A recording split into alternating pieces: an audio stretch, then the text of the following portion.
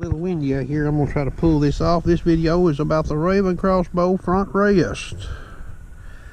Okay, to start off with, I have not seen an R26, but I believe it is like the R29, and I have not seen this new R29X bow that's out there. Okay, to my knowledge, there's only two ways these rests are mounted.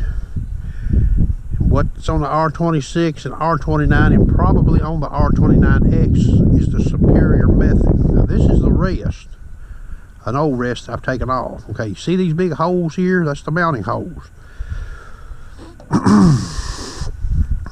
This R29, these two screws right here have got taper on them. So there's no wrong way to put this rest on. All you gotta do is put the screws in it, tighten it down, and it'll go straight into the holes, and she's lined up. Okay. Now, this is an R9. It's different. It's got sort of like a regular head screw. Maybe you see this in the camera. Regular head screw with a little washer. What you have to do when you put this rest in this bow correctly is you have to hold all the way up on the rest on both sides. Tighten each screw. Okay. Now, this style on the R9, when it gets loose, would be more prone to drop with, you know, when the bolts do get loose. This bow here, the bolts could get loose, the rest might not fall, but if the bolts get extremely loose, the rest would probably fall a little bit.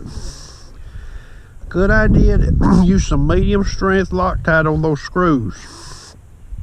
Doesn't matter which bow you're talking about.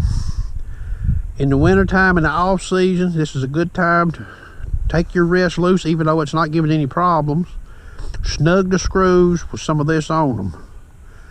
And then probably before deer season, like a week or two out before you do your final zero on your bow, take your rest off, put some of this on. I can't tell you how many shots you could shoot a bow before those screws would come loose, but you sure don't want them coming loose and not know it when you shoot. It could cost you, especially on a big game animal, okay, or if you're shooting a tournament or something.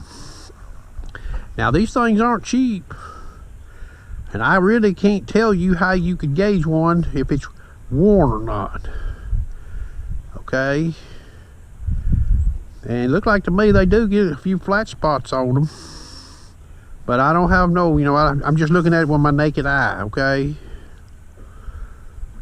so, and even if you get one of these bows new, I personally would recommend that you remove the rest, use the proper size fitting tool, put some of this on the screws the night before you're going to use the bow and let it set overnight, and then go to shooting it, because I don't trust what they do at the factory.